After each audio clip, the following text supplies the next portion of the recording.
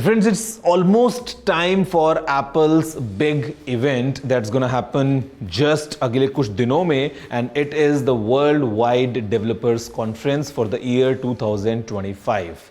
Now, if you don't remember, let me tell you, last year 2024 में इसी event के दौरान Apple ने अनाउंस किया था अपने AI systems को. Well, Apple didn't use the word artificial intelligence. In fact, Apple used Apple Intelligence, or finally, after multiple delays, multiple small updates, we have Apple Intelligence in India running at full scale. तो मुझे लगा why not take a quick recap to understand how is Apple Intelligence running in right now, what all is possible, आप अलग अलग Apple devices में कैसे इसको use कर सकते हैं और क्या क्या फीचर्स हमको मिलते हैं to use while we enjoy Apple Intelligence. Let's have a closer look. शुरुआत करते हैं सबसे पहले सबसे इंपॉर्टेंट सवाल के साथ, जो कि है कि कौन से डिवाइसेस में हमको मिलने वाला है Apple Intelligence. iPhone 15 Pro या Pro Max और उसके ऊपर का कोई भी, यानी कि 16 सीरीज के सारे iPhones और 15 सीरीज में 15 Pro या Pro Max आपके लिए अवेलेबल है Apple Intelligence. आने वाले सभी iPhones में ऑफ कोर्स अवेलेबल होगा ही. अगर हम बात करते हैं iPad या Mac सिस्टम्स की, तो अगर आपके पास में कोई भी iPad है या कोई भी Mac है, फिर चाहे वो MacBook हो या छोटे वाला डेस्कटॉप स्टाइल वाला Mac Mini हो या बड़ा Mac Studio या iMac, जिसमें भी Apple M1 या उससे नई वाली कोई भी चिप लगी है, तो you are getting Apple Intelligence बड़े आराम से. तो कोई डाउट नहीं है. यहाँ पे राइटिंग टूल्स जो है ना, वो बड़े काम के बन जाते हैं, जहां पे मतलब आप अगर कुछ लिखना चाहते हैं, if you want to compose something, तो अगेन आपको वहां पे हेल्प मिल जाती है. अगर आपको प्रूफ रीड करना है भाई, जस्ट टू इंश्योर कि जो आपने लिखा है वो एकदम सही तो है, वो आप कर सकते हो. फिर दोस्तों अगर हम बात करते हैं तो ऑप्शंस लाइक हमारे पास में जो मिल जाते हैं, जहां पे आप समराइज कर सकते हो टेक्स्ट को, जहां पे हम मेल या मैसेजेस या नोट्स ऐप है या कोई और थर्ड पार्टी ऐप्स हैं, तो वहां पे राइटिंग के पॉइंट ऑफ व्यू से writing tools are very essential और काफी हेल्प कर देते हैं on the go if you want to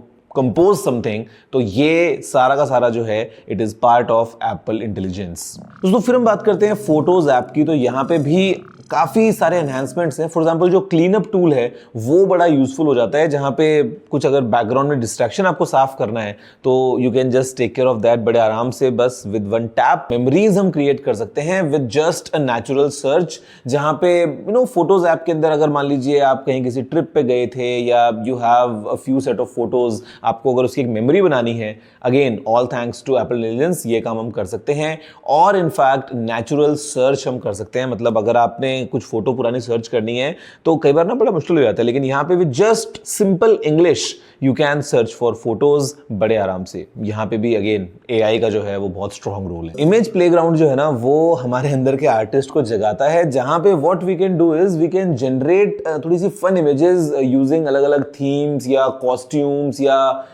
आपको इलस्ट्रेशन स्टाइल में चाहिए या आपको स्केच बनाना है या आपको चाहिए एनिमेशन स्टाइल में. तो ये सब चीजें with just a basic text input you can generate images image playground में, और ये फन तरीके से देन आप कहीं पे भी उसको चाहें वहां पे यूज कर सकते हैं. We can create Genmoji. Imagine करो टर्टल है जो स्केटबोर्ड पे है.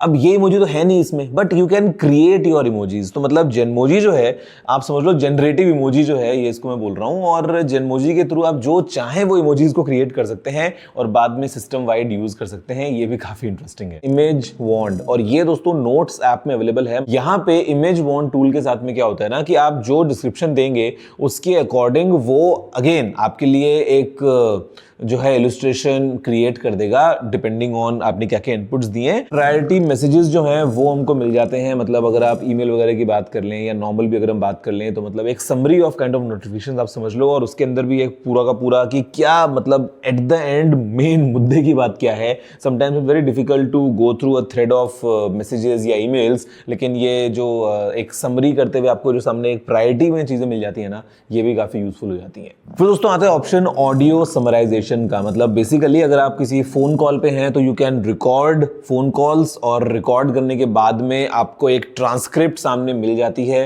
अगेन बड़े काम की चीज़ है। सेम तरीके से दोस्तों अगर आपने कोई और भी वॉइस रिकॉर्डिंग करी है तो उसमें क्या होगा कि बेसिकली ऑडियो नोट्स वगैरह आपने लिए हैं तो उनको भी समराइज कर देता है, ट्रांसक्राइब कर देता है। सीरी जो है वो भी एनहांस्ड हो गया है, जहाँ पे नंबर 1 तो जो विजुअल सीरी का थोड़ा अपील है वो चेंज हो गया है और हमारे पास में ऑप्शन है कि सीरी से हम नॉर्मल जैसे बात करते हैं वैसे कर लें, या फिर हमारे पास में दोस्तों इनफैक्ट ऑप्शन है कि हम सीरी में टाइप करते हुए बातें भी कर सकते हैं कि समटाइम्स हमें कुछ पूछना है बट हमको ना वो बात करके नहीं पूछना है, हम नहीं चाहते कि सीरी जो जवाब दे वो कुछ बोल के लाउड बोले, तो we can just type to Siri as well. तो ये दोनों ऑप्शंस हमारे पास में अवेलेबल हैं और इसके अलावा अभी एक ऑल टुगेदर नया ऑप्शन आ गया है, it is of visual intelligence. तो आप दोस्तों कैमरा कंट्रोल को यूज कर सकते हैं आईफोन 16 सीरीज के अंदर जो फोन हैं उसमें, और अदरवाइज आप एक्शन बटन को कॉन्फ़िगर कर सकते हैं अगर आपके पास में 15 प्रो या प्रो मैक्स है, और आप बड़े आराम से विजुअल इंटेलिजेंस के थ्रू आपके सामने क्या है ना, कैमरा के थ्रू आप स्कैन करते हुए उसके बारे में जानकारी ले सकते हैं। फिर अगर आपको कुछ चीज़ आइडेंटिफाई करनी हो या फिर अगर आपको कोई प्लांट या एनिमल है और उसको रिकॉग्नाइज करवाना है, तो all these things are available all thanks to visual intelligence. फिर यहाँ पे दोस्तों चैट जीपीटी का जो इंटीग्रेशन है ना वो भी काफी इंटरेस्टिंग तरीके से हुआ है, जहां पे बेसिकली अगर हम बात करते हैं सिरी की या राइटिंग टूल्स की, और मतलब आपको थोड़ा सा एक लेवल आगे जाना है, आपको कोई प्रॉब्लम को सॉल्व करना है या आपको कुछ कंटेंट जनरेट करवाना है, तो उस पॉइंट ऑफ व्यू से ये आपको बोलता है कि भाई ये सारा काम होगा with the help of chat GPT. तो हमारे पास में जो प्राइवेट क्लाउड कंप्यूट का ऑप्शन हमको मिलता है तो उसके through we can just say कि हाँ this is really private, and privacy का जो ध्यान जैसे एप्पल हमेशा रखता है, एप्पल की प्रायोरिटी में रहती हैं चीजें, तो it is taken care of here as well. और इसी के साथ एक और चीज जो दोस्तों इंडिया में आई है ना, वो है ही है अलग अलग लैंग्वेजेस हमारे आईफोन में या आईपैड में। मतलब आप दोस्तों इंडिया की जो रीजनल लैंग्वेजेस हैं उसमें अपने फोन को यूज कर सकते हैं कंप्लीटली। कंप्लीटली से मेरा मतलब ये है कि कंप्लीटली अगर आपने लैंग्वेज को चेंज कर दिया है, फॉर एग्जांपल हम हिंदी की बात करें या किसी और लैंग्वेज को अगर हम बात करते हैं, तो काफ़ी सारी इंडियन लैंग्वेजेस जो हैं वो उसके अंदर लिस्ट में हैं, एंड सब कुछ चीज़ें दोस्तों चेंज हो जाएंगी। मतलब आपके ऐप के नाम से लेके, कैलेंडर के अंदर महीनों से लेके और कीबोर्ड से लेके, and everything is done very interestingly, very polished experience, very easy to use for people who natively use that language। और ये चीज़ भी अभी हो गया है making iPhone even more accessible masses के लिए in the regional parts of the country।